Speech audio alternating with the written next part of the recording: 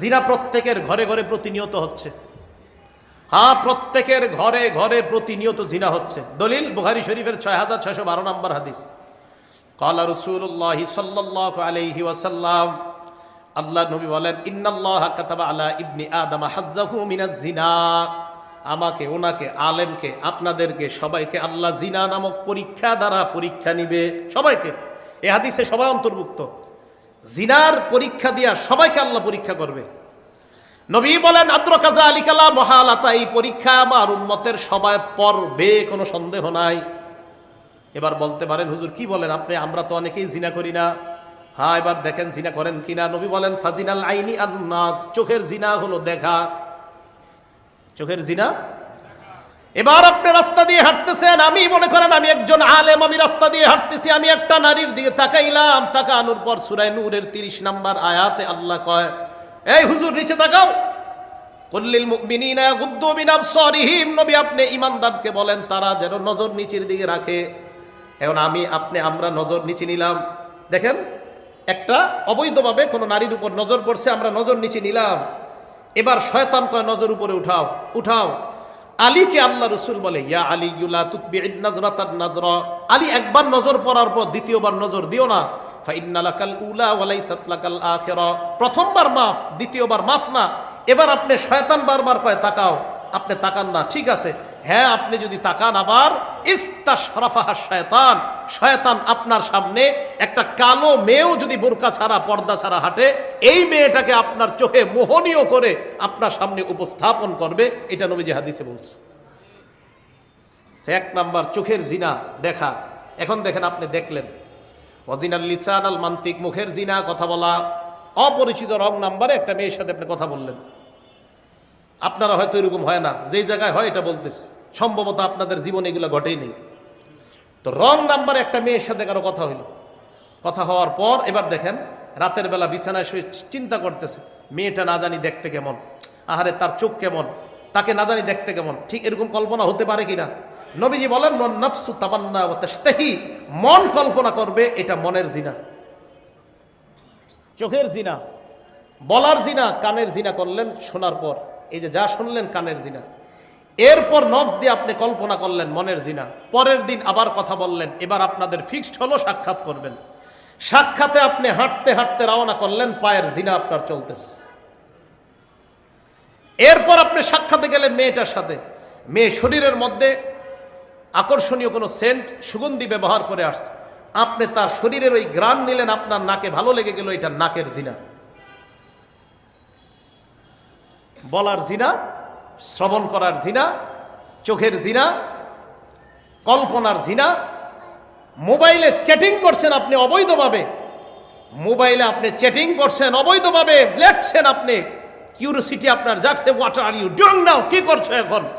মেয়েটা আপনাকে পাল্টা জবাব দিল যে আমি এটা করছি, সেটা করছি, আর আপনার ভালো লাগতেছে। আফটার দেন, এরপর কি বলো, এক এক করে বলতে থাকো। আর মেয়ে আপনাকে বললো, আপনি কল্পনায় আনছেন, আপনি হাতের জিনা করছেন, এটা আপনার হাতের জিনা। এখন আপনারা দেখবেন প্রতিদিন ঘরে ঘরে জিনা হয় কিনা চিন্তা করেন। আমি বলছি না হয়, আমি আশাবাদী না হোক, কিন্তু ঘরে ঘরে এই জিনা হয় কিনা আপনি দেখবেন। তো রাসূল আকরাম সাল্লাল্লাহু আলাইহি সাল্লাম বললেন, জিনা ব্যাপকভাবে সমাজের মধ্যে ছড়ায় পড়বে।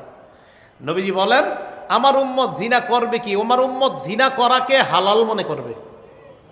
আরে জিনা করা কি মনে করবে? হ্যাঁ, হালাল মনে করবে। সহিহ বুখারী হাদিস নাম্বার 5590 নম্বর হাদিস। ক্বালা রাসূলুল্লাহ সাল্লাল্লাহু আলাইহি ওয়াসাল্লাম, আল্লাহ নবী বলেন, লা ইয়াকুনান্না মিন উম্মতি আকওয়াম, আমার উম্মতের মধ্যে একদল মানুষ এমন হবে, ইস্তাহিল্লুনাল হিররা, যারা জিনা করা হালাল মনে করবে, ওয়াল হারিরা, রেশমের পোশাক হালাল মনে করবে, ওয়াল খামরা, মদ পান তারা হালাল মনে করবে, ওয়াল মাআজিফা, বাদ্যযন্ত্র তারা হালাল মনে করবে, ঢোল তবলা হালাল মনে করবে। বাদ্যযন্ত্র, ওই যে বললাম না, এইখানে বৈশা কয় বাদ্যযন্ত্র, ঢোল তবলা, গান বাজনা হারাম, এটা কোরআনের কোন জায়গায় আছে? নবীজি কয় আছে, মানে আমার উম্মত তো এটারে হালাল মনে করবে, ও তো গুনাই মনে করবে না। এই যে ও তো গান গাওয়াকে হালাল মনে করবে, এটা ও গুনাই মনে করবে না। বলেন, এই যুগ কি আসবে না চলতেছে? চলতেছে। আমরা গুনাকে গুনাহ মনে করতেছি না, এই যুগ আমাদের চলতেছে। আল্লাহ আমাদেরকে হেফাজত করেন। বিসমিল্লাহ। তো বলতেছিলাম বুখারী শরীফের ৭৫২০ নম্বর হাদিস থেকে কিন্তু আমরা এগুলাতে আসলাম। জিনা করা, প্রতিবেশীর বিবির সাথে জিনা করা, এই জিনা নামক অপরাধ থেকে সমাজকে যেন সুন্দরভাবে মুক্ত রাখা যায়, আল্লাহ পাক রব্বুল আলামিন এলাকার যুব সমাজ থেকে সকলকে যেন তৈরি করা যায় যে জিনা নামক অপরাধ এটা শুধু যে লজ্জাস্থানের জিনা তা না। নবী তো বলছেন আল ফারজু ইউসাদ্দিকু যালিকা ওয়া ইউকাযযিবুহু, জিনা বাস্তবে যেটা হয় এটার আগে যে জিনাগুলো হয় ব্যাপকভাবে হবে, এক পর্যায়ে ওই জিনাই তাকে আসল জিনার দিকে ধাবিত করবে। এই জন্য আল্লাহ কোরআনে বলছে লা তাকরাবুজ জিনা, জিনা করিও না, এটা বলে নাই, বলছে লা তাকরাবুজ জিনা, জিনার কাছেও যেও না। এই আয়াতের ব্যাখ্যা দেখবেন, যেই জিনিস তোমাকে জিনার দিকে নিয়ে যায় ওই জিনিস ওই জিনিসের কাছেও তুমি যেও না। তাহলে জিনা আমাদেরকে, যেই জিনিস আমাদেরকে জিনার দিকে নিয়ে যায় এই জিনিসের কাছে যেতে আল্লাহ নিষেধ করেছেন। এখন দেখেন মোবাইলের মাধ্যমে, ইলেকট্রনিক মিডিয়ার মাধ্যমে আপনারা যারা প্রযুক্তি ব্যবহার করেন, এখন আমার বিরুদ্ধে হয়তো ফেসবুকে স্ট্যাটাস দিয়ে দিবেন এই হুজুর বিজ্ঞান বুঝে না, প্রযুক্তির বিরোধিতা করে। আমি প্রযুক্তির বিরোধিতা করি না, কিন্তু যদি প্রযুক্তি চালাইতে গিয়ে আপনার ৯০ ভাগ গুনাহ হয়, ১০ ভাগ যদি ভালো হয়, আমি বলছি আপনার মতো লোক প্রযুক্তি চালানো দরকার নাই, যার প্রযুক্তি দিয়ে ৯০ ভাগ গুনাহ হয়। আপনি প্রযুক্তি তো আপনাকে গুনাহ করাইতেছে ৯০ ভাগ। আপনি বলবেন হুজুর আমি আপনার বয়ান শুনি ইউটিউবে প্রতিদিন 10টা, আপনি আমার 10 বয়ানের সাথে যদি 1 মিনিট গান দেখেন নিয়মিত ইউটিউবের মধ্যে, আমি বলবো আমার বয়ান দেখার জন্য আপনি ইউটিউবে ঢুকেন না, ওই শুধু 1 মিনিট গানের জন্য আপনি ইউটিউবে ঢুকাই দরকার নাই। কারণ 1 মিনিট কেন গান শুনবেন? আপনি ওয়াজ শুনবেন সওয়াবের নিতেই তো, আর গুনাহ করবেন না, আপনি ইউটিউবে ঢুকেন না, তাহলে আপনার গুনাহও দরকার নাই, আপনি 10টা সওয়াব দরকার নাই, আপনি একটা গুনাহ করেন না। আপনি 1000 রাকাত নফল নামাজ পড়বেন, আরেক দিক দিয়ে আপনি 10টা গুনাহ করবেন না, আপনি 10টা গুনাহ ছেড়ে দেন। 1000 নফল নামাজ না পড়া পারলে 10টা গুনাহ ছাড়েন আপনি। যে বিষয়টা বুঝাইতে চাইলাম, গুনাহ আমাদেরকে শেষ করে দিচ্ছে, আমাদের সমাজটাকে ধ্বংস করে দিচ্ছে। কি স্কুল কলেজ আর যেই জায়গার ছাত্র ছাত্রী যাদেরকে বলবেন সর্বত্র ইলেকট্রনিক মিডিয়ার গুনাহ আমাদের জীবনটাকে শেষ করে দিচ্ছে। পারিবারিক বন্ধনগুলা বর্তমানে ছিন্ন হওয়ার সবচেয়ে বেশি কারণ খোঁজেন ইলেকট্রনিক মিডিয়া, কোনো সন্দেহ নাই।